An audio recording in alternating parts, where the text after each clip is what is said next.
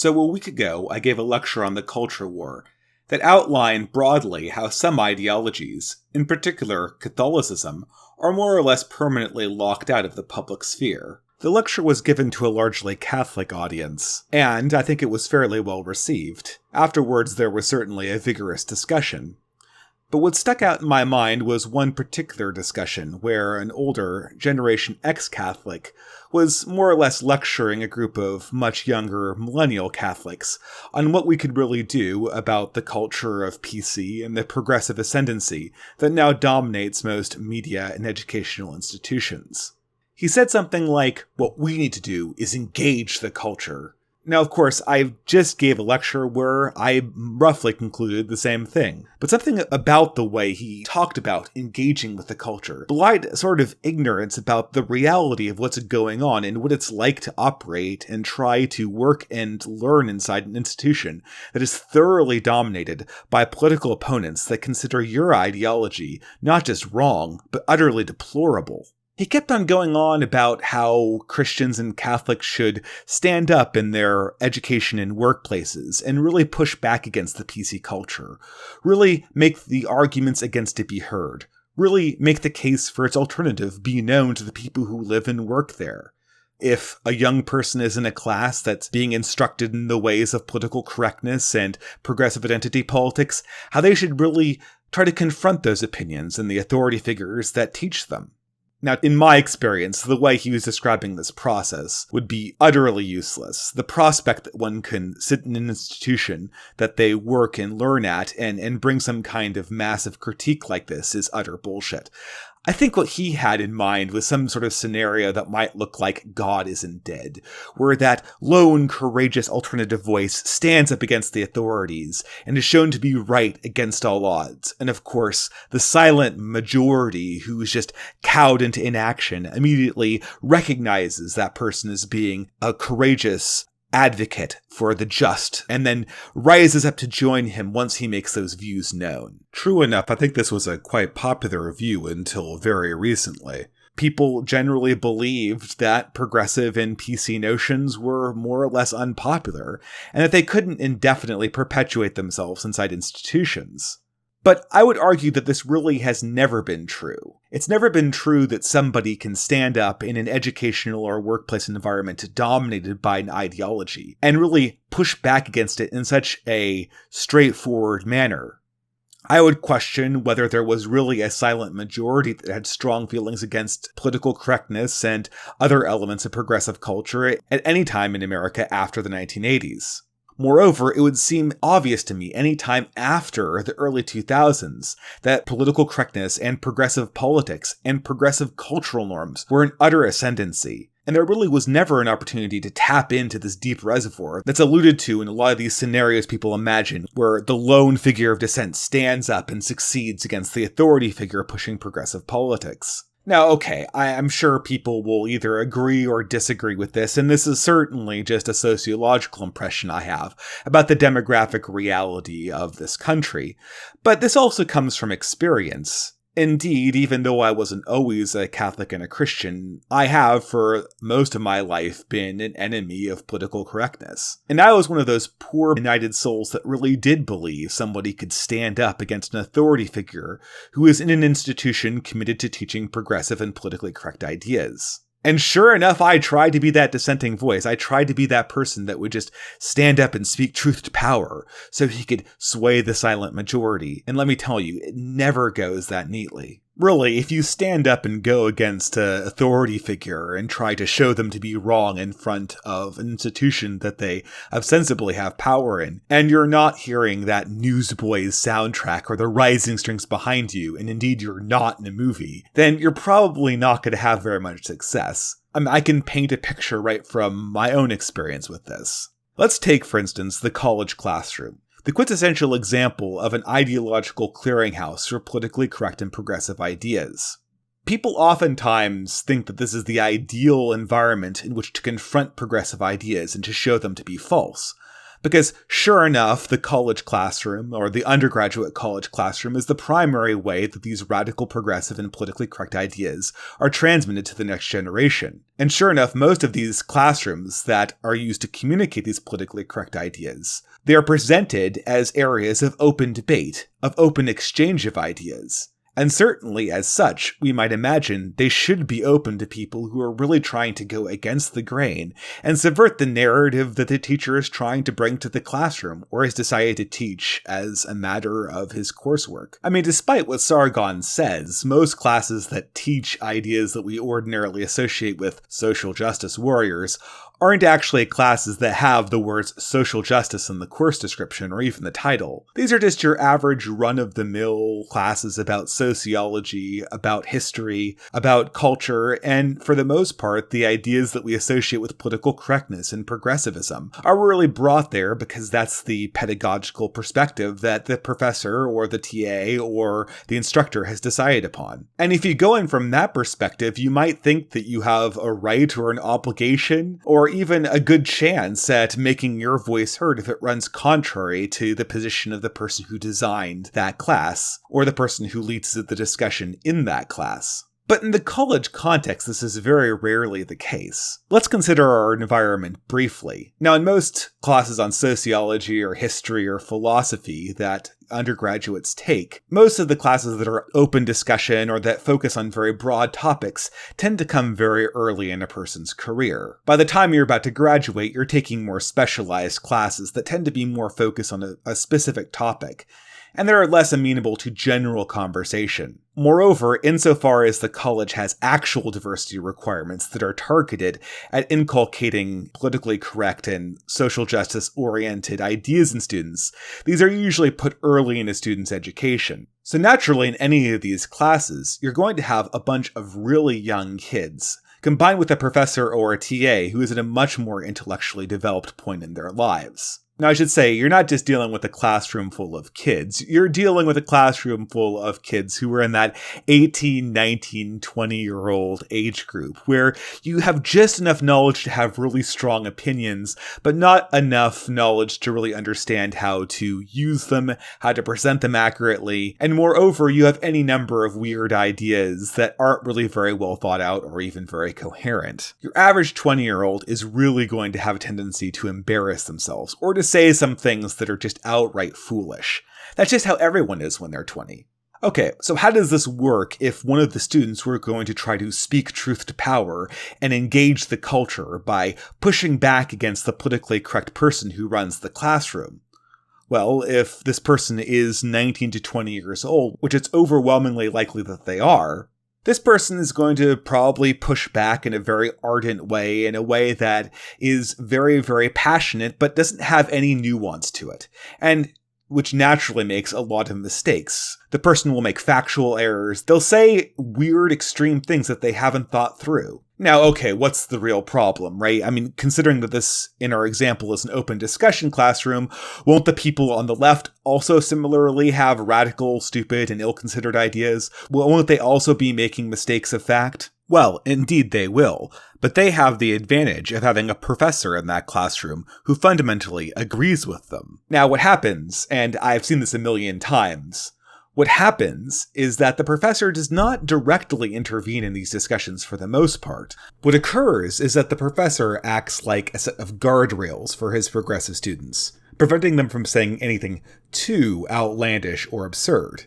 Whenever they make a ridiculous out-of-line point that would obviously be embarrassing if it were left standing, the professor will come in and say, well, maybe not that, but this, and will offer the more mature position, the position that was better considered, the position that that same progressive student would have if he had 10 more years of experience. However, what happens when the dissenting opinion, or in this case the more conservative, anti-progressive opinion, makes some extreme case, or makes a case that is particularly weak or not particularly well thought out? Well, the professor will not correct them. Instead, he'll argue with that belief that is not properly conceived or thought out. He'll argue with it as if it were the genuine article, as if this was the conservative position laid bare. And he won't be particularly aggressive. He'll employ a Socratic method, asking questions, projecting interest and not confrontation, and he'll invite a discussion over this idea, the conservative idea. However, because this is 18, 19, and 20-year-olds that we're talking about, eventually the dissenter is going to make some radical faux pas. He's going to make a factual error. He's going to say something extreme. He's going to make something that will sound embarrassing. So, for instance, the argument could be on immigration, and he could say something like, "We need to deport all the immigrants because they all don't belong here." Forgetting to mention that there'd be a huge logistic problem with this, and also that he hadn't distinguished in his statement between legal and illegal immigrants. Now, once he makes that case, the professor is just going to stand back and let the progressive students savage him because he's misspoken and because he said something that really can't be defended in an actual policy position.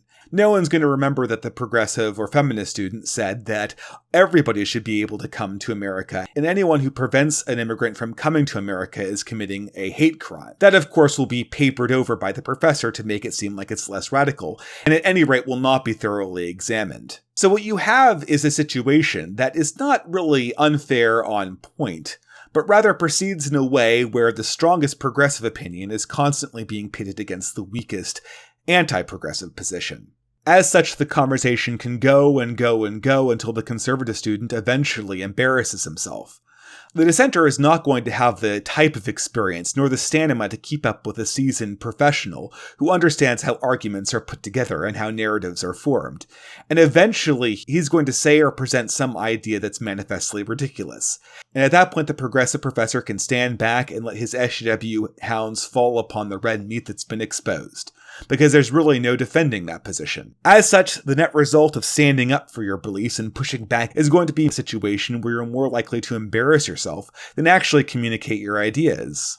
I can already anticipate that people will think that I've picked a particularly bad example. After all, we're talking about modern undergraduate university systems. These places are notorious for being one-sided, of being unfair, of being essentially clearinghouses for ideas from the extreme left.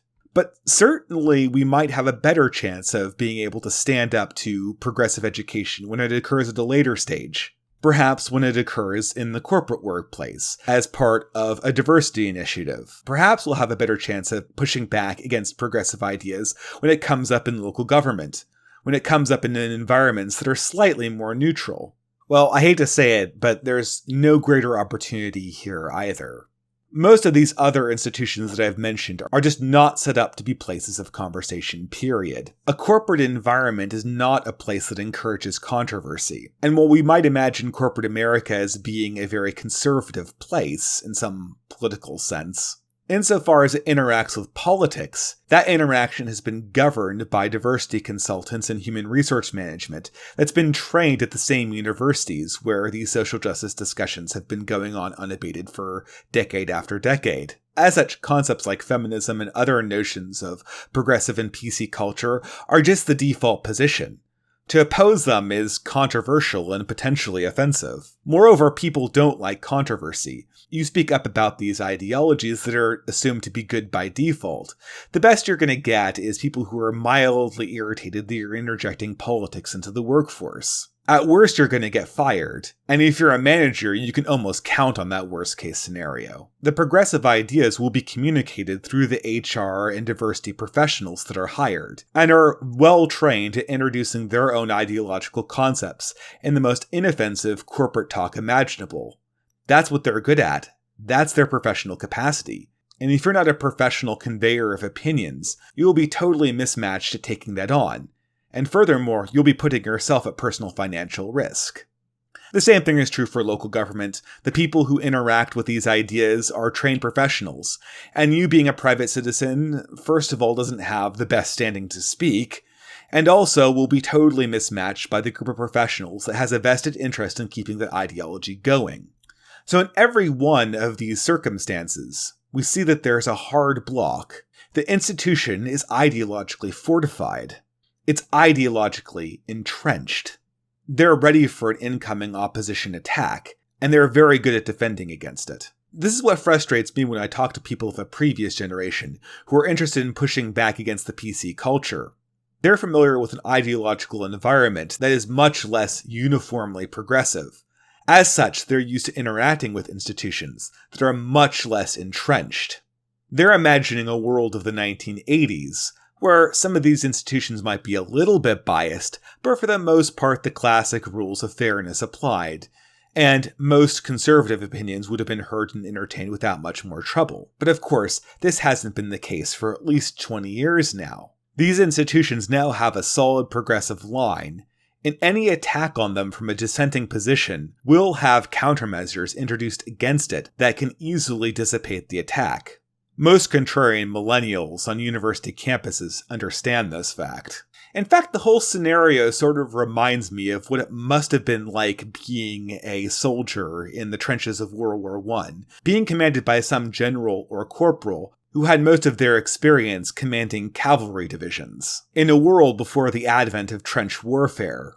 The officers must have blustered about how the soldiers needed to sally forth and flank the enemy and smash through the enemy line, all the while commanding charges that were directly into trenches, lined with machine guns and artillery, sending their men into a meat grinder that they had no experience with in their own military careers.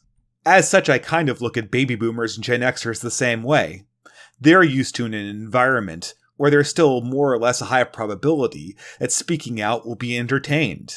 They mean the best, but when they say that you should engage the culture by speaking out against the people who run your universities and run your classrooms, they're not really saying that you should do it because it would be a good idea for you. What they're really saying is that when I was your age, I wish I had spoke out against those institutions. So what do you do about this? Do we not engage the culture? Do we have some other plan? If you're a student in a university, what are your options if you want to attack an entrenched ideological formation? I mean, certainly one option is just not to engage, to take what I like to call the Ben Shapiro option. Now, Ben Shapiro is quite an intelligent conservative commenter, and he's famous for speaking on college campuses. His advice to students that have brought this question to him is just write like a Marxist in your blue books, make nice with the teacher to get that grade, and make your opinions known in some environment where it's not going to cost you anything. Well, that certainly is very nice, and for the most part in my college career, I more or less followed the same approach. I took the occasional diversity class, not saying much, just making sure that I could get through it with a decent grade. I read all the endless whining in my college newspaper, never paying it much mind and actually mocking it for the most part. And I console myself that, with a person with an engineering and science degree, I would probably have much better job prospects than most of the people who are whining about diversity and white privilege. I would have a comfortable middle-class life, and then I could cut a check, or use whatever capital I had available myself to make a political donation. That was my concept, and I think that's more or less the Ben Shapiro idea of how to react against an insane campus culture. But the crazy leftists obsessed with white privilege and all other aspects of cultural Marxism didn't go away after we graduated from college. They became the editors of BuzzFeed, they became the bloggers, they became the political activists, and they became the teachers. And for all those people who thought they'd be great engineers and influence politics that way, well, that fantasy ended in 2 words: Brendan Ike. The institutions that progressives have dominated and entrenched are not inconsequential. They are important aspects of our society. They are the cultural creators, and more importantly, the cultural teachers of tomorrow's students. Sans some large societal breakdown, there's no way that a cultural change is going to occur without in some way interfacing with the academy. If we're interested in pushing back against politically correct social justice warrior culture, there is no way that we can choose not to engage with our political opponents. This needs to be done. But this does not mean that the trench before us does not exist. This does not mean that the positions we want to assault are not entrenched.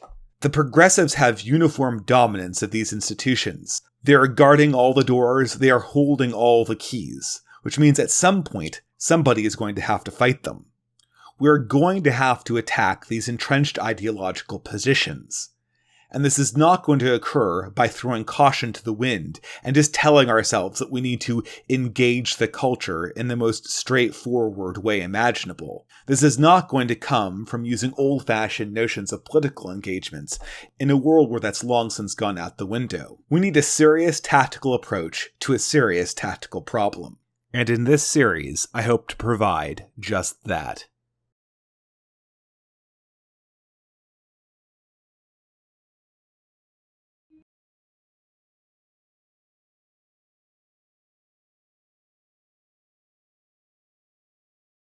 At the end of the last talk, I closed with a military analogy, which was meant to convey the futility of attacking an ideologically entrenched or ideologically dominated organization by means of argument. I hope listeners can indulge me as I continue the analogy in this next video.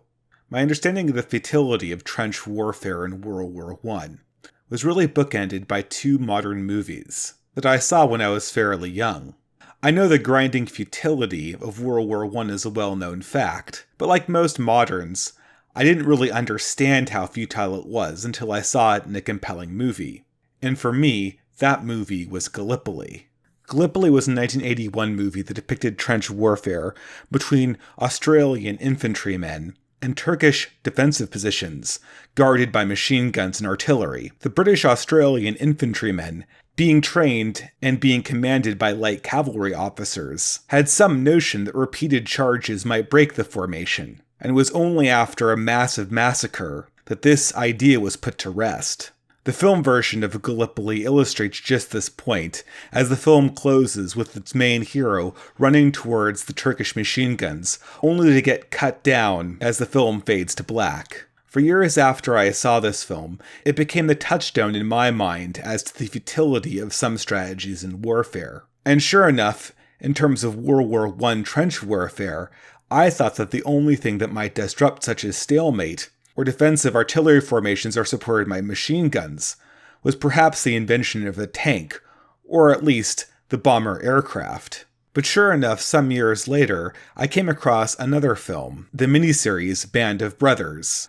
Like Gallipoli, Band of Brothers is a true-to-life recreation of a particular historical battle. However, in this case, the context is World War II, and the focus of the historical battle is a company of airborne paratroopers. These airborne paratroopers are dropped into the middle of the Western Front ahead of the D-Day invasion, and experience some of the most intense fighting of the war. In one of the most famous battle scenes during D-Day, the company, which is comprised only of infantry with some small machine guns and explosives, is tasked with taking down a large installment of entrenched artillery formations ahead of the amphibious invasion, something I always thought would have been impossible without the use of large tanks or aircraft. Nevertheless, using only specialized tactics and positioning developed over the last 30 years of military warfare development, the company is able to take out all of the artillery formations with only minimal amounts of casualties. Now, I understand in terms of filmmaking that these two films, Gallipoli and Band of Brothers, were trying to convey very different messages. Gallipoli was trying to convey the wastefulness of war, whereas Band of Brothers was certainly more of a homage to The Greatest Generation, where heroism was certainly emphasized. But nevertheless, these two battles did happen, and they demonstrate the critical role that tactics, strategy, and positioning play when it comes to victory in a battle. And from my point of view, such tactics and strategy are equally important when it comes to culture war fights. Having the right understanding of the situation and knowing of the right way to tactically exploit the weaknesses of an opponent can make all the difference between a very winnable battle and a catastrophic, tragic rout. I would break down the tactical recommendations for battles fought in the culture war as follows. Number 1, as always, would be understanding both the battle and your opponent. Number 2 would be to develop an intelligent and defensible position. Number 3 would be to understand the role of context and location in these fights. And number 4 would be understanding how to exploit timing and information asymmetry. I think that if we understand these four concepts, we can go some way into better confronting situations where we're trying to argue against or impede an ideology being pushed by a dominant institution or organization. And I know this sounds very abstract, but I'll try to make this as useful and as relevant by adding examples where I can. I think theory is important to understand, and in the absence of any large cultural war victories against the progressive movement in the last 10 years, theory is pretty much all that we have. Insofar as these points have relevance, I hope they can act as my first attempt at replicating the great work of Saul Alinsky in Rules for Radicals. And while Saul Alinsky saw himself as a modern Machiavelli, someone preaching anti-moralism to a left that really had gotten too caught up in sentimentality, I see my role here entirely differently. I'm not commending any action that would be immoral. I only intend to point out the ways that we might better improve the fights that we are already having. Again, to return once more to the military analogy, this is not an invitation to flaunt the Geneva Convention. This is not an invitation to treat people you disagree with like trash. It's simply a way of understanding the environment that modern people who oppose progressivism constantly find themselves in, and intelligently dealing with it. So with that caveat aside, I think I can finally start my points. As per usual, the first point, and the one that I'll be discussing in this video, is the most fundamental and the most important to understand. This, of course, is nothing less than the classic adage of all tactics: know your enemy and know the battle that you're fighting. A lot of people will roll their eyes when they hear this. Of course you should know your enemy. Everybody knows you should know your enemy. It seems obvious, right? But it's amazing how many people walk into a culture war battle or even a real battle and have no idea either who their opponent is, what their opponent wants, or even what the battle is really over. To return to my analogy of World War I look at half of the battles fought on the Western Front, and indeed even in Gallipoli in Turkey, and you have to wonder whether the commanders involved even knew what strategic points they were trying to capture in any one of the gigantic bloodbaths that defined the conflict. So much is lost because the idea of who we're fighting and what we're fighting over aren't even clear in our own minds. So now let's return to the example at hand, the culture war. We might ask ourselves those questions. What are we fighting for, and who are we fighting against? What would victory even look like? And when somebody wins, what do they get? I'll begin by answering the much more fundamental question over what we're fighting for. Now, a lot of people who are naive about the culture war have some understanding that the culture war is about some given argument or another. It's about collectivism versus individualism, socialism versus capitalism, progressive versus regressive. Indeed, these arguments characterize ideas that each side is trying to bring forward into the cultural space. But the cultural war is not fought over arguments concerning these ideas. It is much more fundamental than that. The culture war is about the development and training of new minds, and the communication of new ideas to those minds. The culture war is about the set of rules and standards that will govern the arguments we will have about the ideas. This is the most fundamental aspect of the battle, and it fundamentally precedes the argument. I've made an entire video about how narrative precedes argument, and how narrative always triumphs over arguments.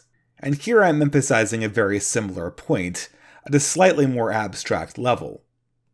When we talk about the development of basic beliefs, of basic premises, we're not talking about something that anyone can argue over.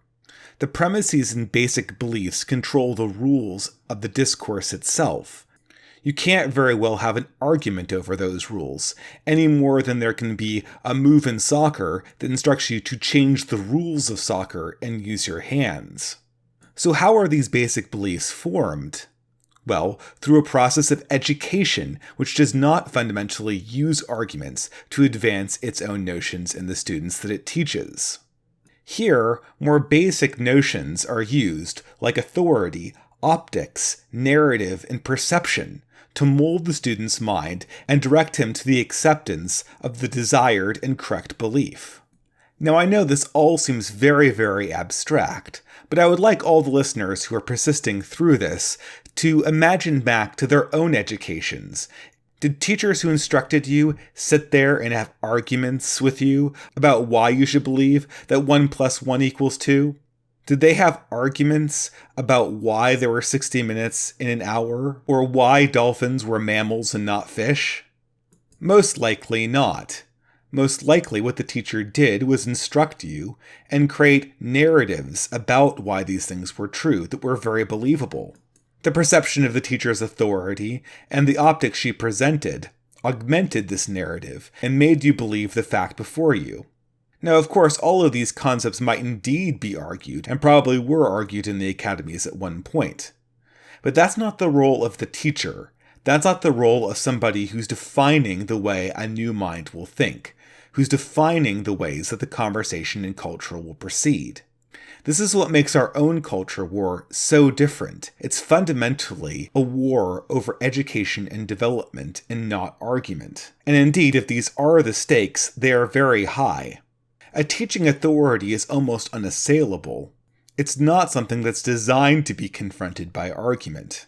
This is, of course, why most people who defend campus censorship, as was faced by Milo Yiannopoulos and Charles Murray, oftentimes pose the problem of these figures, not in terms of why they shouldn't be argued against, but as if hosting them at the university was putting them in a position of teaching.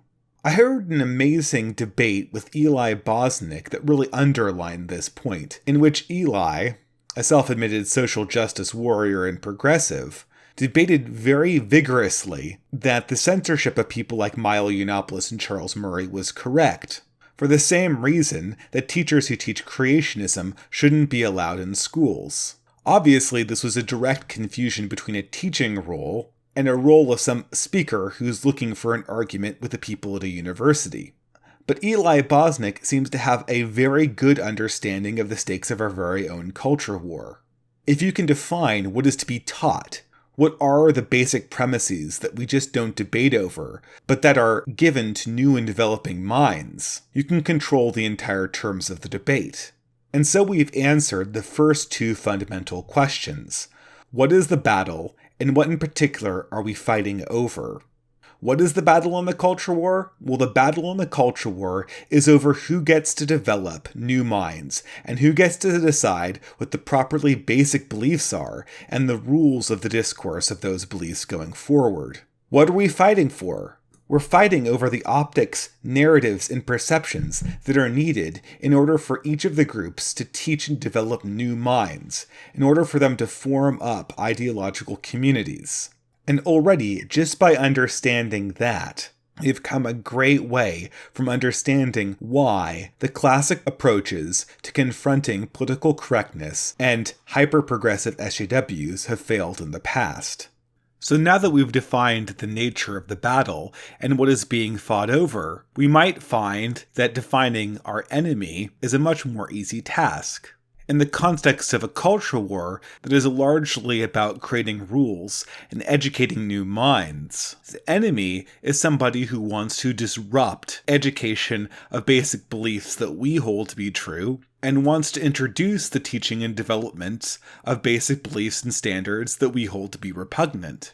Now, leaving aside other very specific descriptions of the progressive movement and cultural Marxism, which are not, strictly speaking, appropriate for this purely tactical series of videos, we have defined who our opponent is in a strategic sense. We've understood the game inside the context of a model and how it can be played. So this being said, how can we use this to answer our question of how to deal with cultural institutions that are fundamentally arrayed against us? Well, we can begin by understanding them for what they are.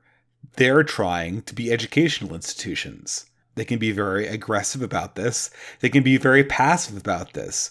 But the culture war is fought in terms of education, in terms of formation. Think of all the ways that progressives and the SJW types tend to exert cultural power. It's either in the classroom, education, in journalism, which is another form of education through narrative, or through diversity training and seminars, also education.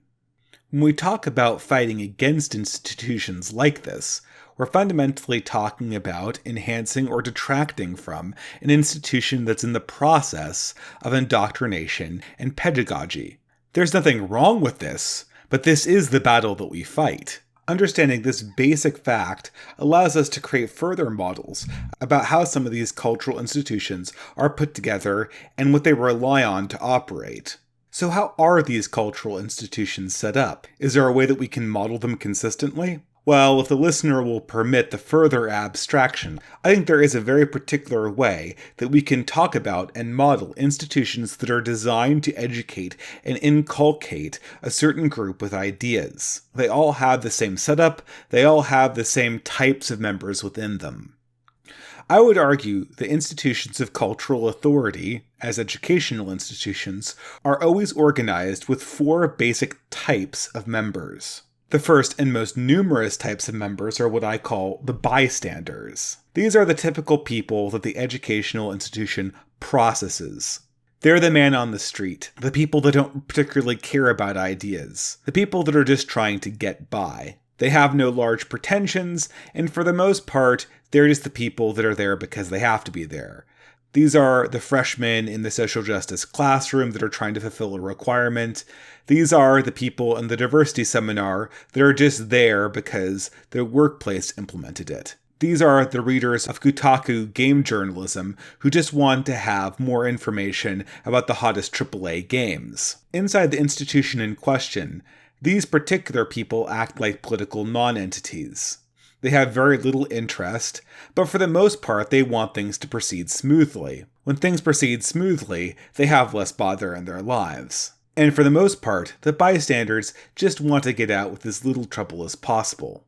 There, however, is one exception to this general stance of apathy towards ideological concerns. For the most part, bystanders in any situation, in any institution, are very conscious of fairness. They're in this institution as a means of exchange, and if the institution explicitly demonstrates callousness or callous disregard to unfairness, they'll react to that. This, for the most part, is largely human nature, but it also has to do with the fact that the relationship of the bystander to the educational institution is fundamentally transactional, and nobody can have transactions with people who are callously unfair. Okay. So while bystanders compose the most numerous group of people inside a given cultural institution, they're certainly not the end of the story. And this brings us to the second category of people that we can find inside educational or cultural institutions. These are the people that I like to call the believers. Now, the believers are distinguished from the bystanders because they are not political and ideological non-entities. They believe what's being taught. They care deeply about it. And while they might not have the finer points memorized, they're certainly interested in what's being taught.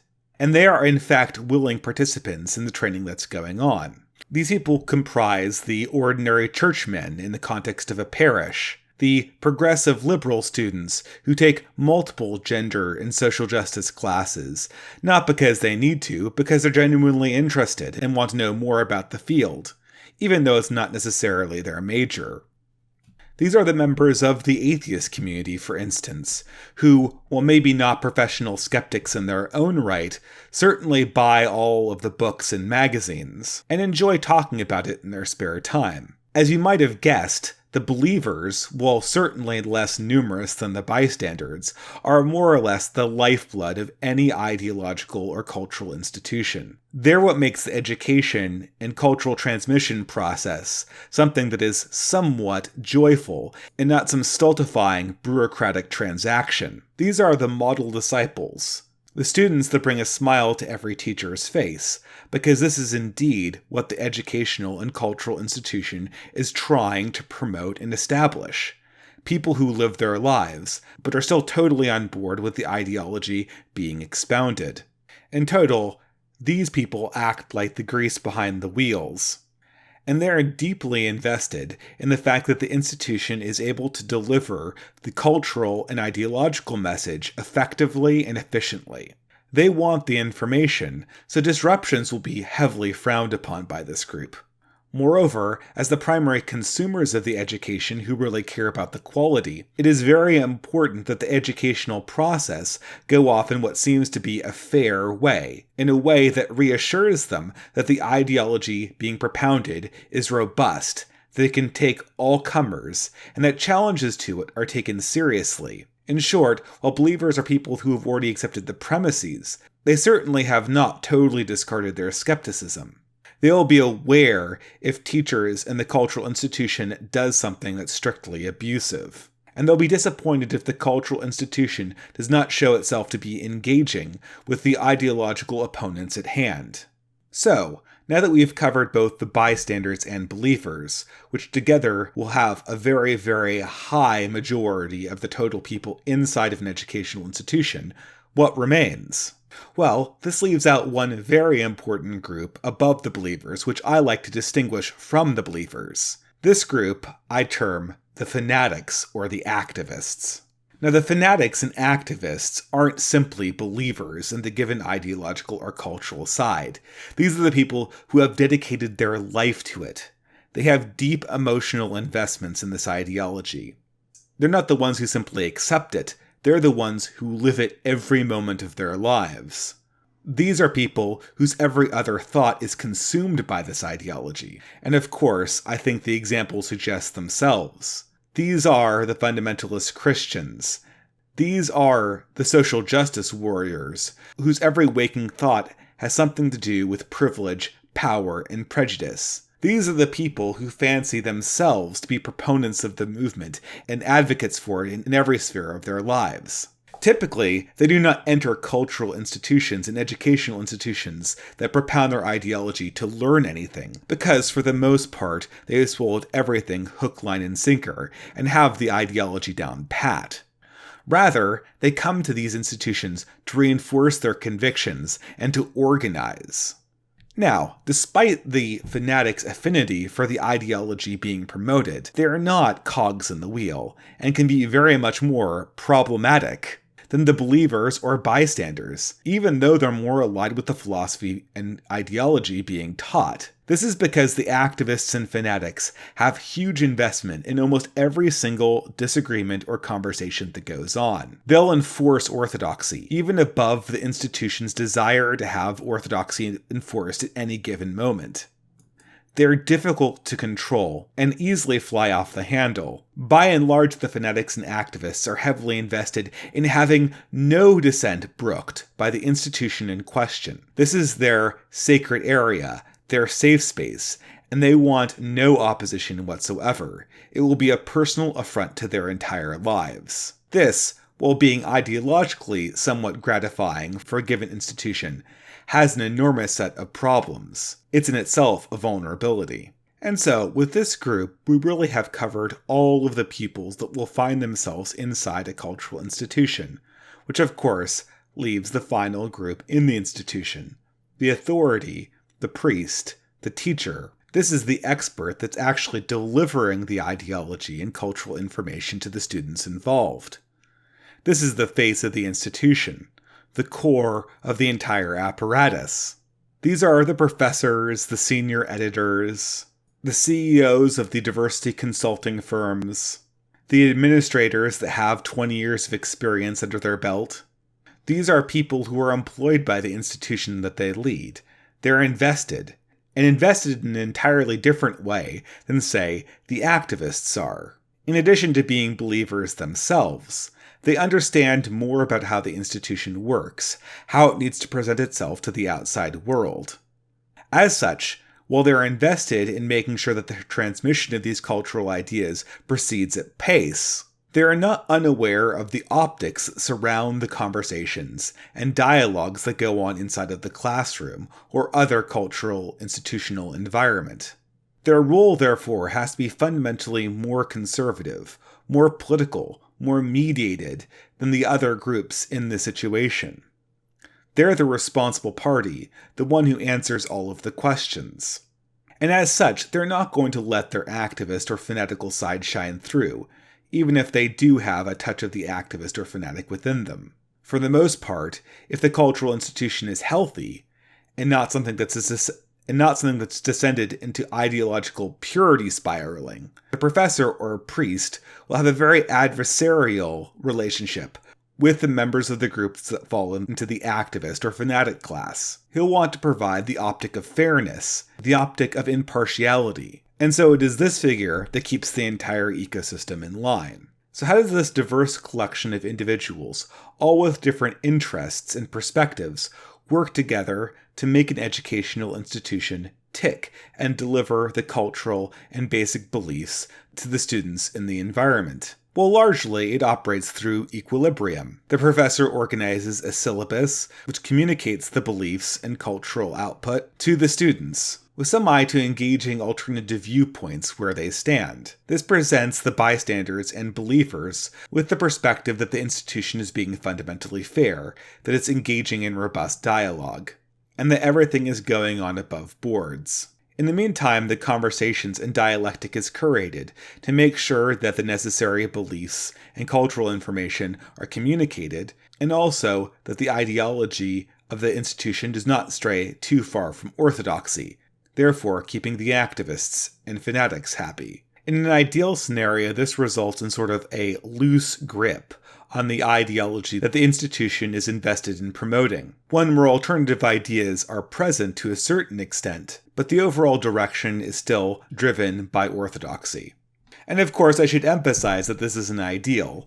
There are situations where activists take over, or perhaps the priest or professor is an activist, in which case the institution goes totally crazy, and all pretense of fairness and unbias go straight out of the window. There may be entirely insulated cultural institutions where everybody involved is a believer, and there are no bystanders who really stand to learn anything. There are no people hearing the sermon who aren't part of the choir. There could be ideal open-minded environments where there are no fanatics or activists, and everything occurs in a much more loose and more neutral dialectic. But still, the general framework holds as a model for how cultural institutions perpetuate the ideology they want. And I want to pause here to say that this isn't necessarily a bad thing. This is totally neutral. The model I have before you here is the same model found in academia as is found in my own Catholic Church. It's the same model that ISIS has. It's the same model that Harvard University has.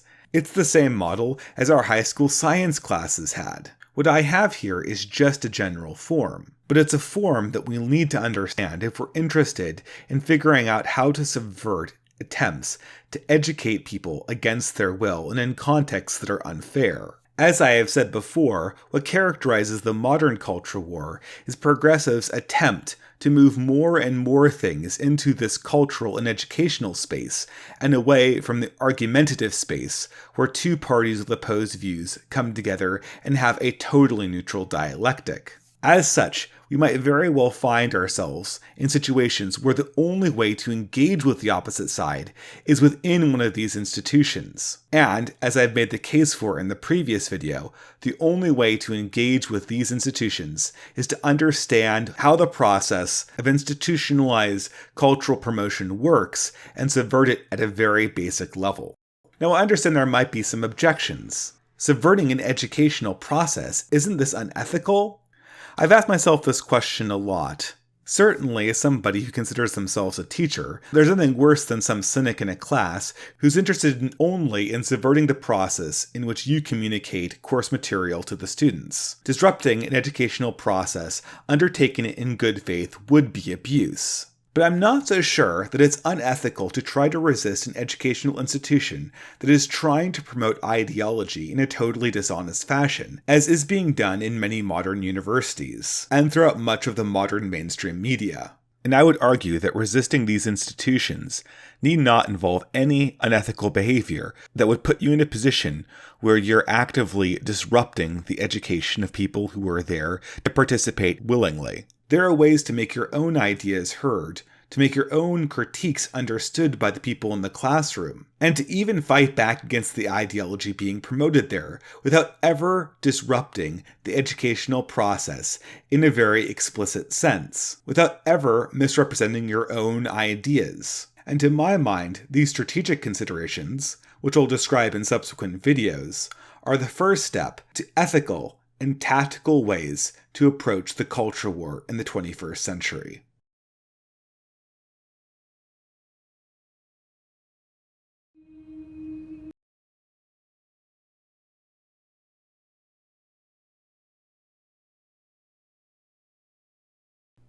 Now, in this next episode, I'm going to go over one of the main assets you'll have in taking on a culturally dominant institution.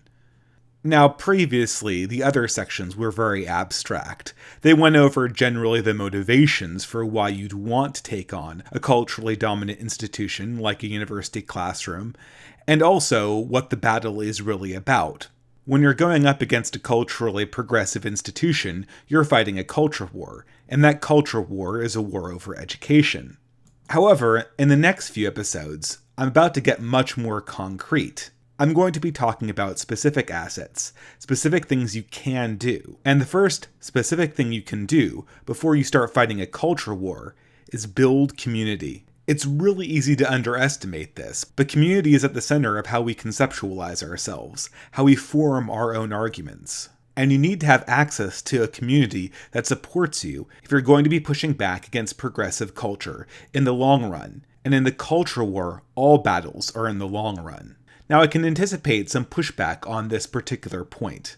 There's sort of a cult of intellectual badassery on the internet, where people see themselves as atomized individuals, people who fearlessly stand up for the right opinion regardless of what anyone says in the community. And to a certain extent, I can see the usefulness in this. Certainly you want to break out of echo chambers, certainly you want to be your own person when it comes to having an opinion. But if we're going to be at all realistic about this, the idea that we're all fully formed individuals, totally operating by the beat of our own drum, is just, frankly, bullshit. People form themselves and their ideas inside groups of peers. Scientists do this, artists do this, philosophers do this, and sure enough, people interested in politics and the culture war also do this. This is just a reality of human behavior. The opinions of your peers are formative to your own perspectives in life. And if you're totally isolated, there's very, very little you can do. People need and can use a community for learning, centering themselves in their own opinions, just basic resources, and also boosting their morale. This is something that people have realized for a very long time. And as much as the people from the atheist or skeptic or anti-SJW community online might think about them not being a community or not needing a community, they manifestly act like a community when you see them operate in real life. They talk with each other, they share ideas, they support each other. This is something that everybody needs when they discuss ideas. Now, I know I probably haven't convinced a lot of people who still think the way to go is just to be a brave individual with his own ideas. But still, you should consider this point. And to illustrate further, I can just include an example from my own life. I remember leaving high school as a fairly contrarian, independently minded libertarian. Now, I went into college initially thinking that I would just be my own person, always follow the arguments where they led, and pay no heed to the crowd. Now, after some first very unpleasant experiences, of which I already alluded to earlier in this series, I resolved to take a less outspoken stance and pass the remainder of my college years as a more or less apolitical engineering student. But what happened in the subsequent 3 or 4 years is even more interesting. Sure enough, I never really heard any arguments that dissuaded me away from my libertarian position. Sure enough, I never saw any evidence that showed that those assumptions were wrong. But slowly and surely, mainly due to the company I kept, I was becoming more and more progressive. I found myself repeating a lot of the mantras that were popular at the time. Sure enough, some of it was just a natural moderation that comes with being more mature and more considerate of one's own ideas, but a lot of it was just the peer group I was around. I was constantly being exposed to a lot of progressive ideas that went more or less unchallenged. And after a while, I just found myself questioning a lot of my old ideas. Was I really being rational when I thought that the free market was the best way to handle an economy? I must have made some mistake. And so, slowly over my college career, I went from being a libertarian to being a very, very adamant Obama supporter. Community matters a lot whether we admit it or not, and this is a lot of the reason why things like gaslighting tactics work so brilliantly. People naturally make errors, and when they make errors, they check themselves against their peer group. Now, if you're totally convinced and your attention's totally focused on the fact that you have this belief and you've rationally derived it, of course you can push back against the peer group you associate with. But for the most part, there's going to be a slow erosion away from whatever position you've come to, and towards the position of the group that you associate with, in general. When people complain about being gaslighted, they're complaining that an artificial community is using artificial peer pressure to convince them that one of their well-held beliefs and properly held beliefs is actually incorrect. This is also of particular importance when it comes to things that I like to call basic beliefs or basic premises, the things that you base your worldview on. As I've said in other talks, a lot of these properly basic beliefs or proper premises are derived from anything logical or any experience or any data. These are the groundworks from which you build your model of the universe, and they occur prior to seeing any argument. However, these premises and these basic values and these basic beliefs are reinforced by the community which you choose. If you isolate yourself, you're setting yourself up for an existential crisis in which a lot of the premises that you're building your worldview on might just crumble away out from under your feet. And it will do so without you ever experiencing an argument or any reason to change your perspective on the universe. Now, before people accuse me of trying to construct some kind of echo chamber where my beliefs can never be challenged, I think we don't really understand what's going on here. I'm not proposing never changing your beliefs, or never questioning your values, but what I'm saying is that once you've committed yourself to a value or a basic ideal, people should not lose those basic values and ideals to the forces of erosion and ideological indolence. If I'm going to have a spiritual revelation and re-examine my life, if I'm going to have my worldview challenged, it better be through some experience or argument, something epic. I don't want to just drain away into conformity because everyone else around me just sort of parrots the same ideas and I absorb them slowly over time. For me, community acts as sort of an insulation towards plain carelessness, in much the same way that Vice President Pence, or ironically enough, the hyper-progressive writer Ta-Nehisi Coates handles marriage. You consciously avoid situations ahead of time that you know will implicitly challenge your faith, and challenge the commitments you made previously when you were in a better frame of mind. These are just mental tricks, and there's nothing unethical about using them. Now, having established this, we might ask ourselves, what do we really need in a community that will help us push back against a dominant cultural institution, or specifically, push back against the progressive culture that predominates in our own contemporary society? Well, here I'd really like to harken back to the previous portion of this series, specifically when we answered the question of what the culture war is. And I think I made the case that the culture war is fundamentally a battle over education and who will impart their ideas to new people and new thinkers. And as such, a community or an alternative community that you will seek to support your efforts to push back in the culture war will naturally be a place of education, a place where ideas can be discussed. I'm not really talking about fantasy sports leagues or video game guilds or nightly soccer clubs, which, while they may be all well and good and a very valuable part of your life as a community-based individual, are not really the types of things that will help you resist. Now, of course, if you find like-minded individuals in these various organizations, that could indeed be a very good start, but is not really the community qua community that we're talking about yet. The types of community that we're talking about are explicitly places where ideas are taught, learned, and discussed. This has to be a place where people are aware of the issues that the culture war touches on. This has to be a place where people express opinions on those issues. And this also has to be a place where people are seeking to grow, to learn about new things, and to go forward as more mature individuals into society. This has to be, as many contemporary academics would say, a learning community. Ideally, this community would have a number of other qualities about it to be useful in any kind of culture war purpose. First, the community has to be at least somewhat open. It can't be some kind of elitist country club that requires membership. It has to be at least somewhat interested in reaching out and finding new members. If this is some kind of fraternal society or plain old fraternity that's interested mostly in doing things with members only behind closed doors, and no new members need apply, it really isn't good for purpose. Moreover, the specific community can't be dominated by progressives and SJW types to begin with. You're not going to march into the middle of an ACLU meeting and turn it back towards the true faith of libertarianism, no matter how much you feel that's the case, because the members there are already aligned towards the progressive political cause. And sure enough, this goes for every major activism group out there that's already been colonized by these SJW types. And of course, I know this goes for a lot of organizations that ordinarily promote geeky and fringe culture. The social justice warriors have been redoubling their efforts to capture pretty much every institution out there and turn it to their ends.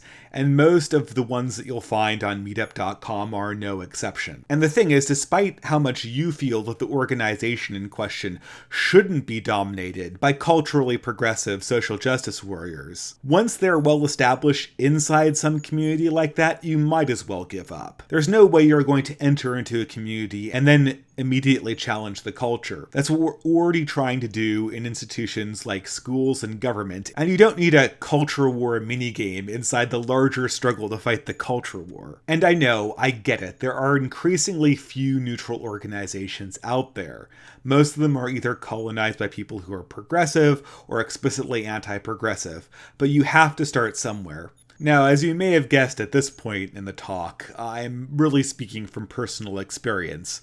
I can remember coming out of my slight flirtation with progressivism, searching for communities that would really help me understand and push back against the progressive ideas that seemed like they were everywhere. And sure enough, in searching and failing to find these communities, I think I've learned some lessons that might help people. And at the risk of making this altogether too personal, I can just provide my personal opinions at some of the common places people might be looking for communities. Alright, so the first place that I think we could look for community, and probably the first place that almost everybody listening to this talk is thinking about, is, of course, the internet. Now, in my own personal search, I think I was a little bit too early, and I missed the boat on the era where internet communities were really substantial, where you could really find places where people would reliably come and discuss things. Now, of course, there were always the odd Facebook groups, but these hadn't really been well organized yet in my time. In the modern world, you can just go onto the internet and pretty much find whatever ideological community you're setting out to find. And I guess the question is this a good community? Is a community like this suited for purpose? Is it even healthy to really spend a lot of time in these communities? And to a certain degree, there's a lot of problems with internet communities. I mean, the first one is that essentially almost any idea or ideology is out there. And as such, you're not even picking ideological communities that suit your own basic beliefs, the things that you've already committed to in a strong way in your life. In many instances, you'll be encouraged to find individual communities that really flatter your ego, that really lead to purity spiraling, that really actually do create echo chambers and hug boxes where you're never going to have your opinions questioned in any meaningful way. And that's a problem because it fundamentally is not a place where people can really learn things very easily. You can't learn anything, and moreover, you're not really going to be teaching anything to anybody else. I mean, with the exception of some YouTube channels, most people enter internet communities to have their opinions validated, and for the most part, you're not really conferring any information that's very valuable to actually creating a discourse. Moreover, the community isn't very thick. It's not something that people ever associate with. It's not something that people ever invest their egos in, really. I mean, I have a few internet friends that I consider more or less close, that if they told me something was wrong, I'd really take that seriously, but for the most part, the interactions are incredibly shallow. Moreover, if you're trying to, say, bring your experiences within this community to a larger audience, or use your experiences in an internet community in some kind of pushback against a dominant culture, it's just going to go nowhere. And that's just because the relationships you build are just so shallow, and you're not actually doing the same thing that people do inside institutions where culture is being disseminated. Okay, so second on the list, and probably also fairly high up in what sort of immediately occurs to you, are things like political parties or political action committees. Now, of course, these indeed are real-life places where people come together and discuss issues of politics and the culture war. But for the most part, I haven't found them really very robust for a variety of reasons. The first one is that these institutions exist in very close relations to actual political campaigns. And as such, you get a lot of people who are interested in careers, you get a lot of people who are interested in basically pushing forward a particular agenda, and everything is very, very deracinated. It's very clean. It's very focus grouped. People come to political parties and political organizations to push things. They don't come to discuss. Now, of course, it's useful to sort of get your bearings, to get a community of like-minded individuals that really understand the world in similar ways to you, but it's not going to be a place where learning occurs, where new ideas are explored. Moreover, political parties have bad reputations. People hear opinions that come out of political parties, and they know everyone is there sort of with preconceived notions. They know that there's no open minds there. So interactions within these groups always have the problem that they wear their opinion on their sleeve, sometimes literally. Moving right on from political parties, I'm sure some people will also be thinking, why not churches? Now, of course, I've had a very good experience with finding community inside church groups. If you get an amazing church, you can have everything. It is a basis of emotional and spiritual support. They help you grow as a person in learning and understanding of the universe. And I do not want to detract from that at all. But several caveats. First, a church is not necessarily the place you want to go to because culture war. Churches are there for the worship of God, and using them for secondary purposes is just dishonest. So that can't occur. Moreover, the really amazing churches that make their parishioners grow, both in faith and in ideas, are really quite rare. The modern American church does not have the robust intellectual framework that it once had decades ago, and for the most part, a lot of these places are just hollowed out husks of what they used to be. Now, if you're a believer, it is essential to work and make your church community more robust, but you can't always count on that same church community to be the same intellectual learning community that you'll need for purposes of this exercise. So again, I will urge caution.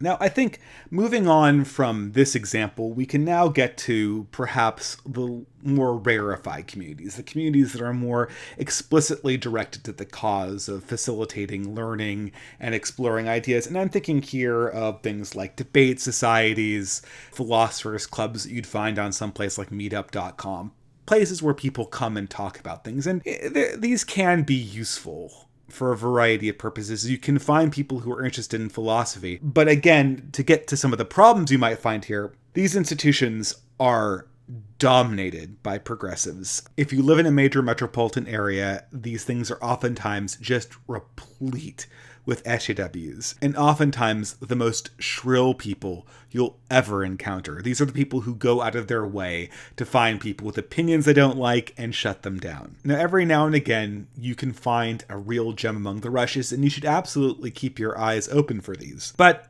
caution is needed, and you never want to be in a position where you're trying to insert yourself or create some kind of anti-progressive insurgency in an institution that's already dominated by progressives.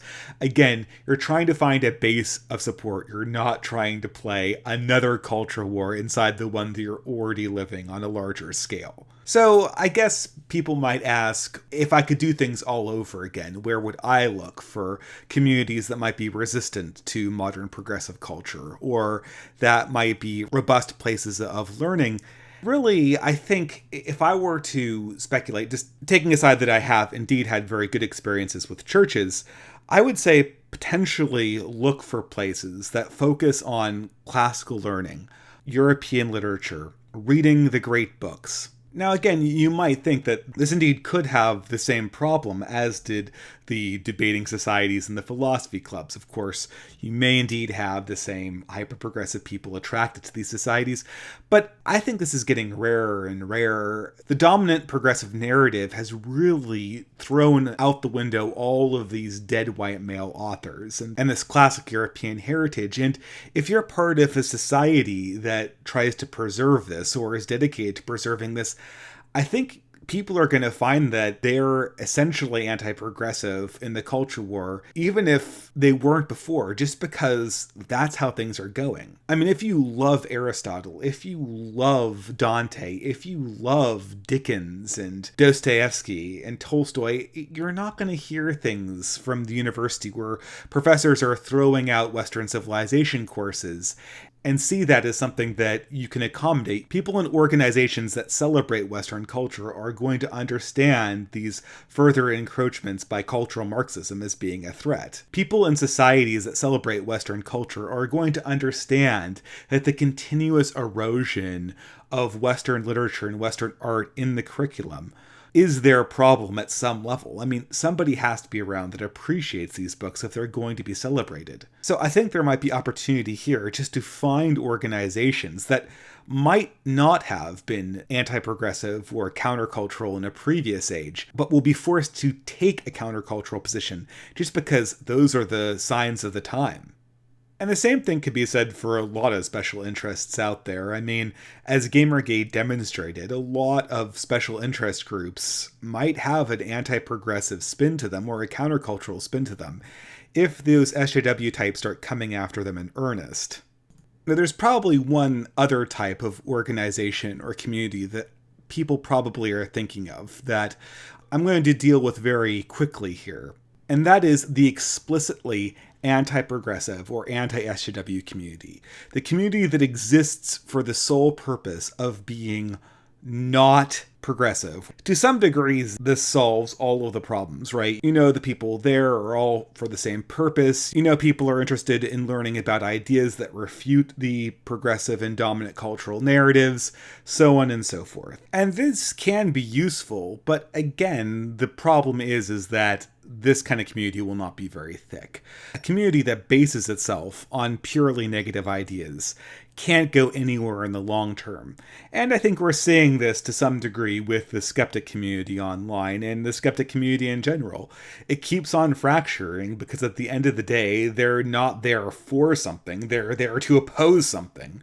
And that never really keeps together in the long run. Now, of course, I just listed 5 or 6 examples of communities, and indeed, I've listed problems with building a community or finding a community in each one, but I shouldn't be too negative. Each of these approaches have different advantages and disadvantages, but I think it's important to keep in mind the various pitfalls that could befall you when you're trying to form a community, when you're trying to find a community. And indeed, there can be many diverse starting points, but it's all really the same end point. And the end point of this exercise and the end point of this step is to have a place where you can go and discuss and learn that is not dominated by the culture that you're looking to resist. There has to be a place that you know that you can bounce ideas off of, that you can grow as an individual, where your mentors and your peers are not the dominant culture that you're trying to push back against.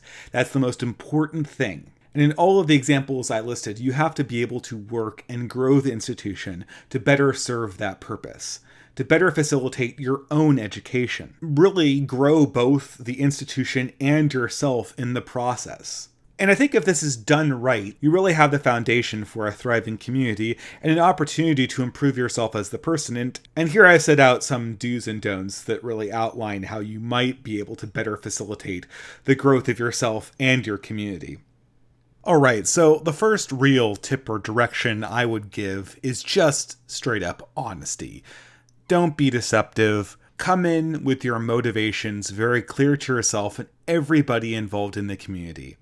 Now, I know in this conversation, in this series of talks, I'm speaking very strategically. I'm treating community in a functional sense, in a tactical sense. And in a lot of ways, I'm speaking as if we could just summon up our interests in these various communities, as if we be making and joining these communities for the sole purpose of pushing back in a culture war. And while community development is very important in a culture war, you never want to be building or entering a community solely for the purpose of aggrandizing some larger cultural aim or insecurity. Now, if you're interested in fighting the culture war, you should absolutely be looking for a community, but only actually decide to become a part of that community if you're interested in what that community is doing. And this goes doubly for places like churches. You don't want to be treating sacred institutions as if they're instrumental to some larger purpose. And everyone knows that this is one of the more irritating and dishonest things that people called SJWs do. They go into a community because they've got a political motivation and not because they care about what the community is there to perform. So, in that sense, honesty is always the most important value for building either yourself or a community that you're interested in. Never be deceptive, just be honest. So, the next tip I would give here also is always remind yourself that in the types of communities where people are discussing ideas, controversies, issues that would generally come up in the culture war, remind yourself that this is a learning community. Now, I know that's a buzzword that a lot of people in the academy use all the time, but it's very, very helpful. So what does it mean? Well, a learning community means is that you're there to learn and teach and grow.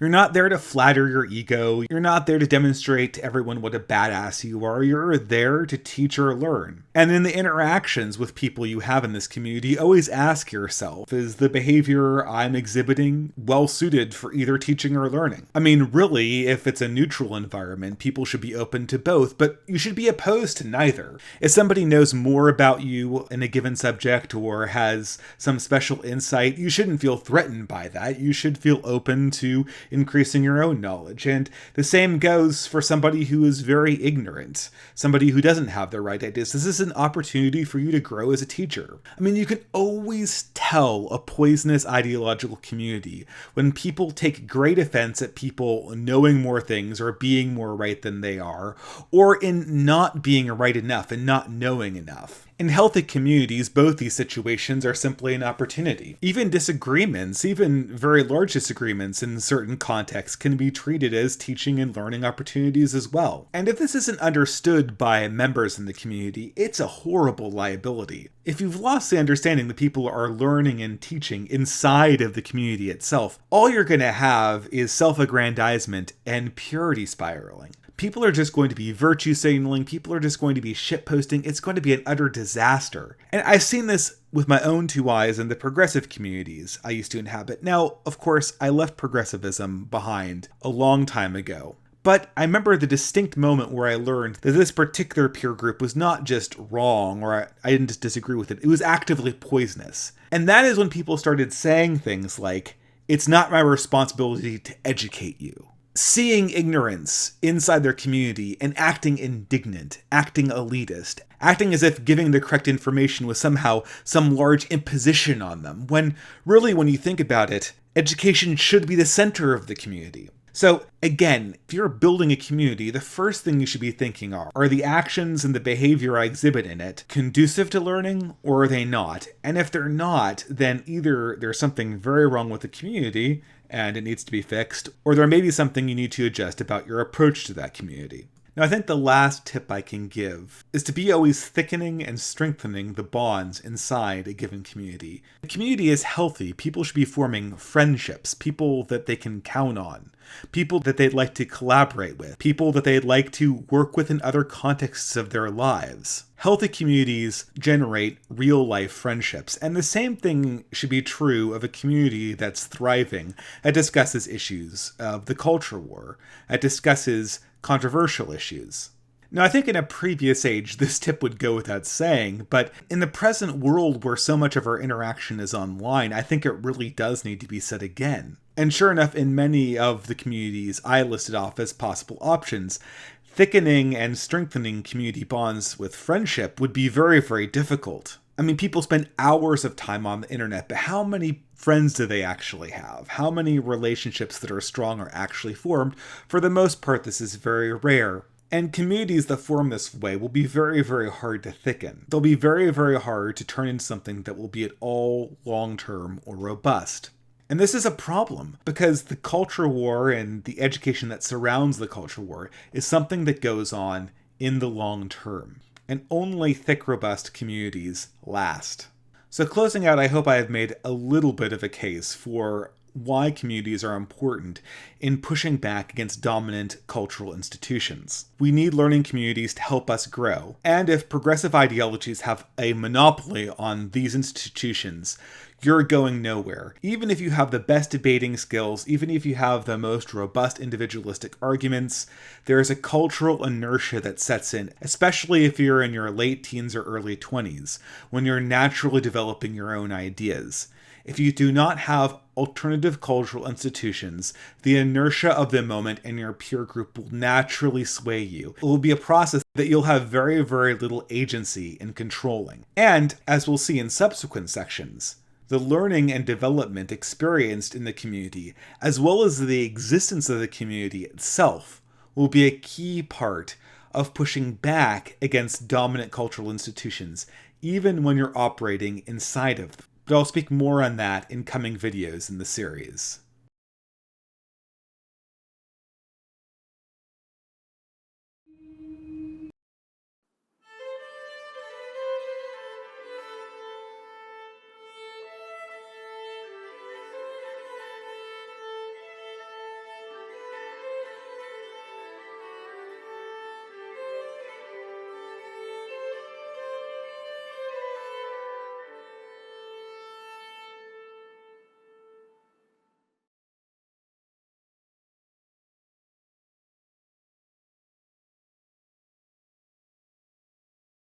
So in this stage in the series about how we can push back against dominant cultural institutions, I'm sure a lot of people are very frustrated. After all, I set out with the intention of creating a guide to push back against institutions that we're forced to interact with, and so far all I've really done is describe sort of an abstract theory about how these institutions are put together and how they function. How is this supposed to address the original problem I set out to solve? The problem of being forced to interact with a number of institutions that are dominated by the progressive left and having no way to push back against them. In this video, I think we can finally start to put everything together and show how a strategy would work. A strategy that might actually succeed at pushing back against a dominant cultural institution that you find yourself interacting with. Here, of course, I'm assuming that you have regular interaction with this institution, that is something that you have a relationship with, and not some institution that you only have a one-time interaction or only sporadic contact with. College classrooms or local government meetings are ideal examples.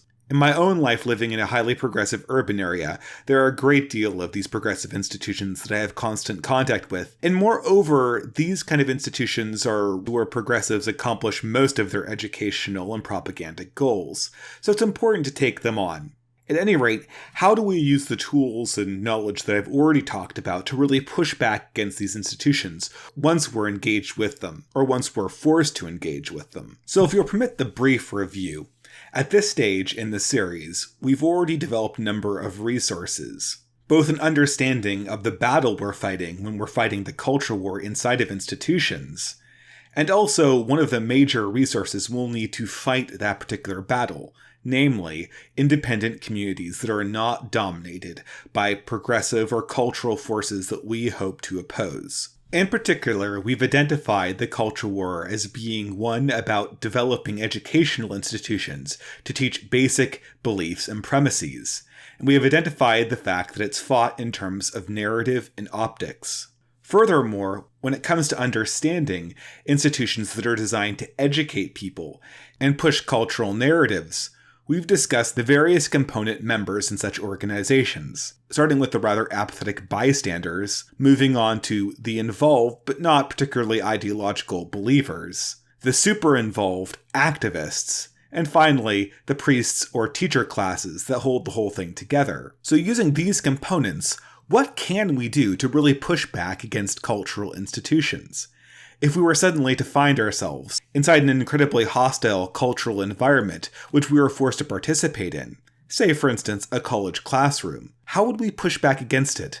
How would we make our voice heard? How could we create a counter-narrative? As we saw in part 1, the sort of God is not dead idea that you're going to come out with your opinions on your sleeve and fight back against the institution in earnest really isn't going to work.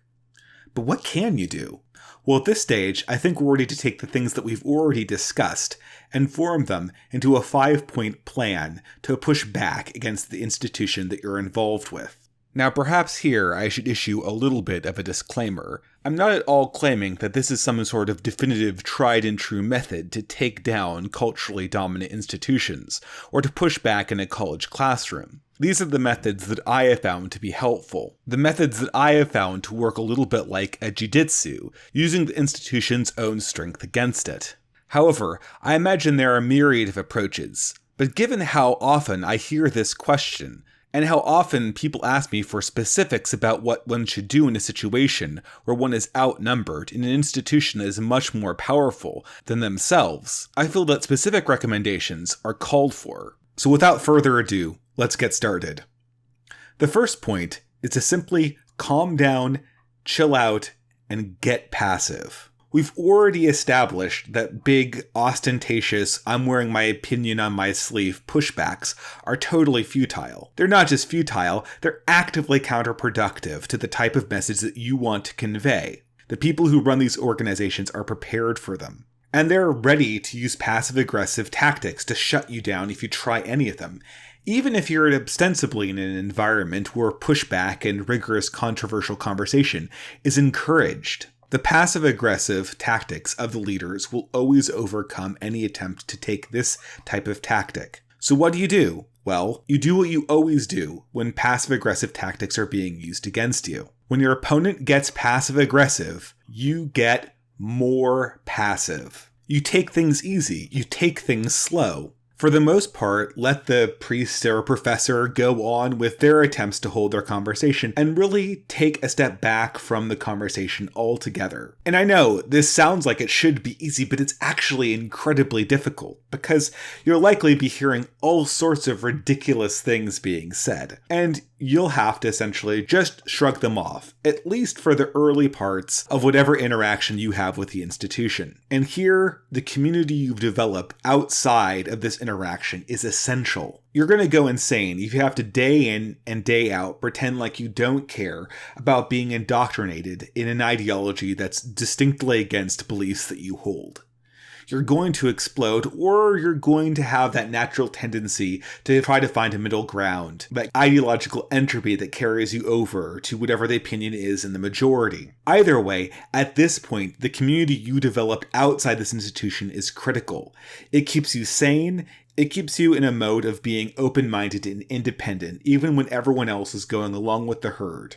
You don't have to push back against what you're hearing here because you have another forum where you can push back against it. You don't have to convince yourself that everybody believes this ideological stuff because you have friends and communities that don't believe this. You're simply an observer. You're simply an ambassador, a stranger in a strange land who's hearing this and taking it all in. There's no obligation for you to accept it. It's just something strange that you have the ability to observe as a third party. Now, I know a lot of people might be thinking that this is very much like the Ben Shapiro solution of just keeping your head down as the ideological indoctrination goes on apace. But this stance of total neutrality and passivity is essentially just to help yourself become more engaged with the institution. This stage is to convince yourself that you do not need to actually have any interaction. Any interaction that goes on is purely your prerogative. They're saying words and you can take it or leave it, even if, depending on the institution, you might not actually be able to legally walk away. You're developing and strengthening your psychological defenses, and the more you can emotionally divest yourself from the ideology being taught, even if it's incredibly deplorable and wrong, the better position you'll be for the next steps. And so, that takes us directly to the second point or stage. Be a pure skeptic. Now, of course, here, when I say skeptic, I'm not referring to the position of internet skepticism or nominal new atheism. What I mean is assume a position in the class of pure negation, of pure criticism. You're the person who just can't be convinced of things, who's thinking deeper, You're the contrarian who just isn't going along with the herd, who's constantly contemplating, is this right what we're doing? Is this right what we're saying? And indeed, this is purely honest, because if you're ideologically opposed to this institution, opinions of skepticism and doubt are probably the least of what you're actually thinking when you're being taught this stuff. But nonetheless, the position of skeptic and contrarian is so much more powerful, especially if done slowly and in a very passive way. Progressive and neo-Marxist thought in the West all springs up from an academic tradition which prioritizes above all else the role of the skeptic and critic. As such, if a person or a member of a learning community has identified himself first and foremost as somebody who is skeptical and unsure, he's almost unassailable by people who are not themselves total fanatics. There's almost no stronger position than to spend the first part of a given interaction with an institution remaining passive and polite, and the next part slowly developing a deep skepticism to the material being generated. And again, this is a lot easier said than done, because it's so important that this skepticism and this position of pure negation be taken from a perspective that is utterly polite and utterly sincere. And in most cases, a light, polite skepticism is an extreme understatement of what you're actually feeling and thinking all the time that this interaction is going on. You're in essence muffling your own opinions behind a facade of politeness and respect. Not that we shouldn't respect our opponents, but at the same time, it will definitely feel like you're not being true to your convictions. The whole endeavor may seem something like an 18th century French court where everyone is speaking in half-truths and concealed intentions. But nonetheless, that's just the game that you're playing. There's nothing wrong with being skeptical. There's nothing wrong with asking questions. There's nothing wrong with being unconvinced. And in fact, as you play that role, I think you'll see that the teacher or leader or priest in charge of the institution will take more and more interest in you. He'll try to make a greater effort to incorporate you into the conversation. And if it's working, he's very much unaware that you already hold a very, very different basic belief. And doing this brings us really to the third step or point. The third thing you can do from a position of relative passivity that will really begin the process of pushing back, and that is to become an astute observer of the institution that you're interacting with. Your goal here is to understand exactly how the dynamics work inside this institution. To go back to our previous model, who are the bystanders? Who are the true believers? Who are the activists and fanatics? And how does the priest or professor hold everything together? In this role, you act a little bit like an anthropologist studying some strange tribe. You're trying to discover exactly how everything works, exactly how the politics work of the group, exactly how people are being indoctrinated and brought into the belief that is being promoted by the institution in question. And in this position, you are in fact being a good student. You're just not really learning the exact thing they would like you to learn. You're learning how to be an anthropologist, where they're expecting you to learn how to be an ideologue. And again, this puts you in a very powerful position. You're learning everything about them. Their cards are going onto the table.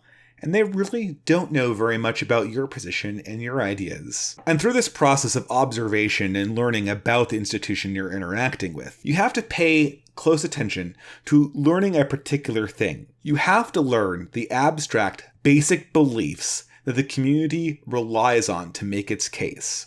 The fundamental core assumptions, the core axioms, the prior beliefs that make everything roll into motion. And regardless of what anybody says, all institutions and communities have prior basic beliefs. They have assumptions they make. They're all abstract and they're all metaphysical. If someone tells you they don't have these beliefs, they're just bullshitting you. And your goal being an observer is to discover them. And of course, to use everybody's favorite example, we could look at a community of feminists.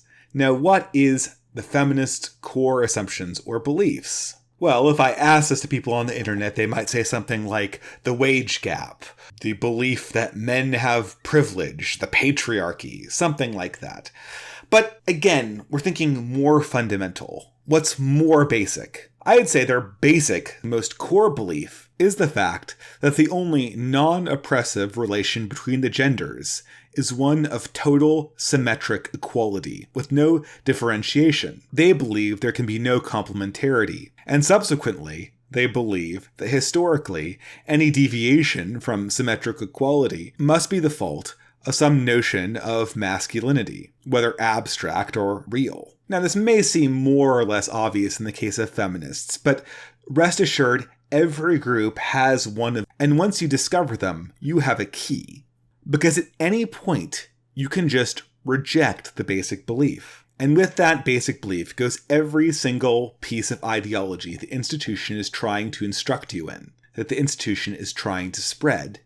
And the true beauty about these metaphysical assumptions and basic beliefs is that most of the believers and bystanders, most of the casual people who are there, they don't understand them. I mean, sure enough, they accept the ideology because it's being taught to them. They accept the specific points. But the assumptions, the metaphysics behind it, the truly basic priors that we take that make everything make sense, that's just too abstract for them. They're not going to be able to understand it well enough to assent to it. They're not going to really understand how important it is, whether you agree to it or not. For instance, I could walk into a group of average feminists, loudly announce that I believed in gender complementarity and not gender symmetry, and I would not get the slightest bit of reaction.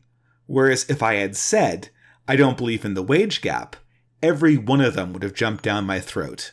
And when you think about that, that's ridiculous. Feminism doesn't rely on the wage gap being true. The wage gap could be false, and feminists' principles still might hold absolutely on other areas. But if gender complementarity is actually the right way to do things, then almost all concepts in current feminist theory are false. But of course, your average feminist doesn't understand that, and there lies the weakness. Because you know who does understand how critical these core assumptions are to the narrative and teaching? The activists and fanatic group that we talked about previously. To them, when they hear you let on you don't believe in these things, they understand that their ideology is being threatened, and they will not like that one bit. And so, this brings us to our fourth point and step. Escalate slowly. At this point, if you've done the other steps and points, you've established yourself as a passive, courteous skeptic. And if you understand the institution well, you also might know a core belief they hold that you do not. That may in fact be too abstract for any of the people who are more casual to even pick up on. And there you have a path open before you. Slowly start suggesting that you do not actually believe in a core assumption necessary to make the ideology being taught hold together. Suggest that you're really uncertain about the concept of equality, that you're really uncertain about the idea that progress even exists. Suggest that you find modernity and thought since the Enlightenment really troubling. And of course, to most people in that community who are casual, this will just be dismissed as the usual skepticism. But of course, for the activists and fanatics in the group, this will be a direct challenge. They'll start suspecting that your skepticism is actually a front for something else, that you're actually an enemy in their midst. They'll be chomping at the bit to engage, to have something that they can argue against. But if the terms are that abstract, there really isn't anything to argue against. Not yet, at least. You haven't given them any positive position to object to. The professor, priest, or leader will probably be in the same position. He might even know what you're doing, but at the same time, it's not his position to really challenge you on that. And if he does, he's really called his own authority into question, because he can't really criticize someone for being skeptical.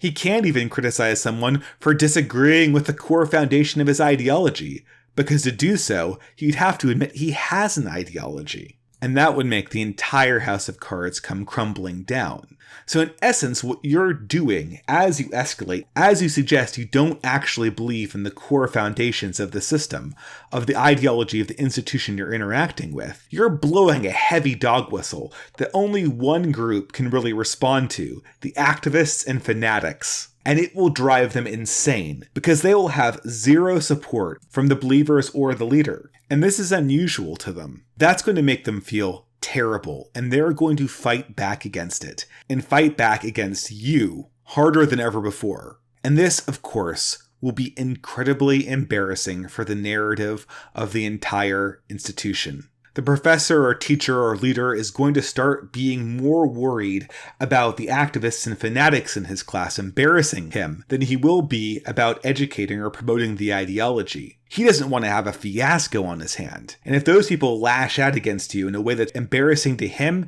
he's got a serious problem on his hands. And so as this escalation occurs, you're going to have a situation where the professor or teacher is going to have a diminishing amount of control, and you'll have an increasing amount of control at your disposal. And of course, this leads straight to step or point number 5, dropping the bomb. Now, at this stage, you have a better understanding of exactly what can just tear this institution apart. The activists and fanatics are getting increasingly irritable, and everybody else who's more casual is wondering what's going on.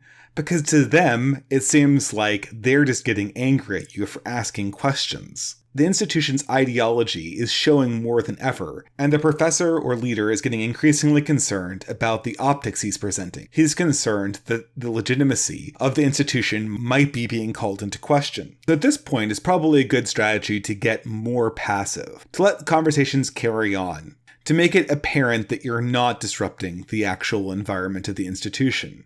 At this point, you need to listen and wait for controversial topics to be brought up again. Once that proceeds, you need to listen and see if you can't find a moment in the controversy where the activists or fanatics go out on a limb and suggest something that would be seriously off-putting to the more casual bystanders and believers in the group.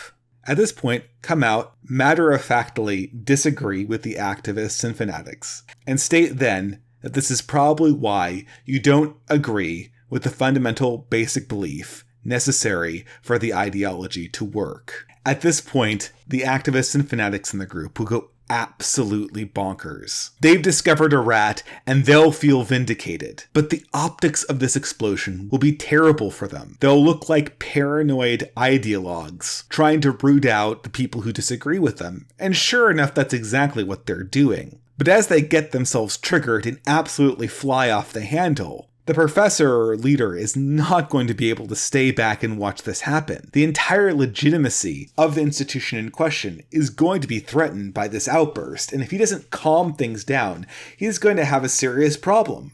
So in all likelihood, he'll come in and recognize that your belief is legitimate and should be respected in the dialogue people are having. He can't do anything else. And this is a kind of a mission you might never get otherwise if you started strong.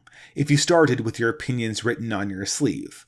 Because at this point you've established yourself, and established yourself as somebody who is very thoughtful, and therefore the revelation of this disagreement at a late stage will be all the more forceful. Moreover, it totally separates the activists from the more casual people who are trying to participate in the institution. Remember, the bystanders just want fairness. They just want to make sure that everything is going in a relatively equitable way. And if the activists begin persecuting or flying off the handle, they're going to recognize this as something fundamentally going wrong. Moreover, the believers are invested in seeing their ideology win on a fair playing field. And if they get the message that, well, really, this institution is not so much a forum where my ideology is winning, but rather just a clearinghouse where it's given pride of place without any kind of discussion, they're not going to feel very comfortable about that. They might even start having some doubts. And so, in this environment, the professor or leader is forced to intervene and intervene on your behalf. And in many ways, you struck a blow against the ideology that's being promoted. Your ideas are being recognized, and moreover, the optics and narrative of the situation are in your favor. You're the one speaking truth to power, and they're the ones that have to, at the end of the day, admit it.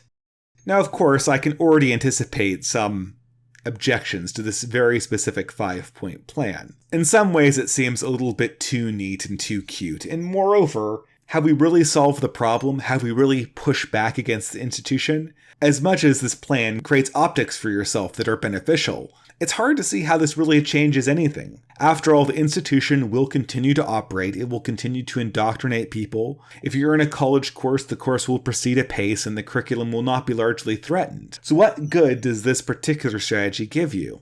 Well, it really allows you to fire a shot across the bow of the organization, to put them on notice, It allows you to get your ideas out there and have people that wouldn't otherwise consider them actually be more curious. The natural invincibility of the institution has been called into question, and this provides an opportunity for you to take these interactions and turn them into larger ideological gains. But of course, this will be the subject of the last video in the series.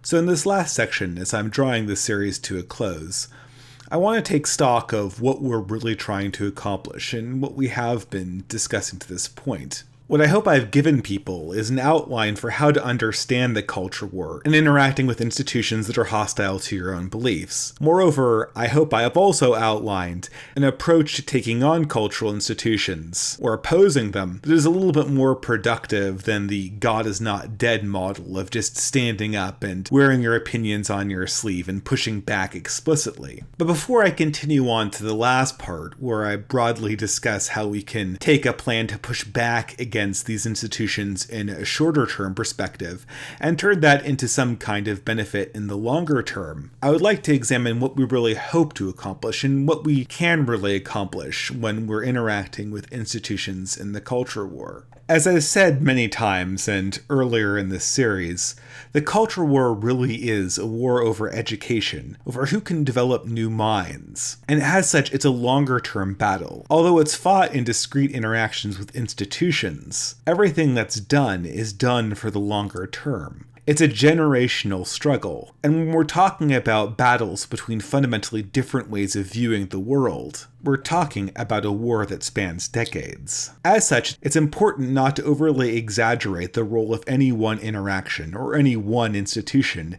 in this culture war and in this struggle. The college classroom isn't the end-all be-all of the culture war. Neither is a city hall or an editorial board. But at any rate, perspective is needed. By no means should you ever do something dishonest or unethical to achieve these ends. If you fight for a cause like Christianity or Western civilization, you'll only be undermining your own cause in the long run. And as we take a step back in this way, we always have to see our own interaction with the culture war as being somewhat secondary to living actually good lives.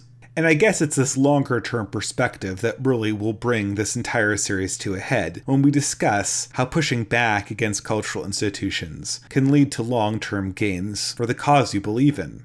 That's because I think one of the most important things we can take out of interactions with cultural institutions are in fact relationships, are in fact networks of people that we trust and with which we can communicate in the future. Now, of course, to a large degree, as I said previously, institutions thrive on narrative and optics, and creating situations where you get good optics is always important and will leave an impression on people who are observing the situation. However, relationships will always last longer. In addition to being more meaningful, they also have more utility. And so that's probably where we can begin this last section. Now, a lot of what I said in the previous part of this series might have led a lot of listeners to believe that I think your entire interaction with any institution you disagree with should be to emulate the behavior of some thoroughly passive-aggressive gadfly. And while I thoroughly believe there are many institutions that really don't deserve anything more, this is not a particularly healthy attitude to take entirely. Because in your interactions with an institution,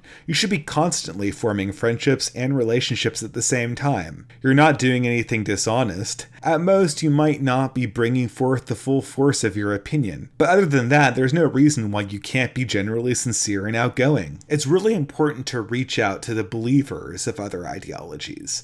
And I don't mean the fanatics and the activists, which I've already illustrated are pretty much beyond any kind of attempt at rational conversation. But for people who just believe in an ideology that you're opposed to, relationships help both people grow as more mature thinkers. And if any of us believe in the role of reason or truth even a little bit, that means something. In the last section, I pretty much gave a recipe for dropping a huge bomb into the middle of a cultural narrative, but of course, this shouldn't be overused. Once you've had the opportunity to make your views recognized, there's no reason why you can't reach across the aisle and be polite yet again to the people you oppose. A lot of the believers may observe what's going on in the institution and have second thoughts, have actual questions that they can't really get answered. Moreover, if you're mature in handling yourself, the professor or leader of the group might actually see you as an asset, as someone that he can actually have conversations with and learn something from. And from this point, we start entering into an environment that is less a fortress and more a forum.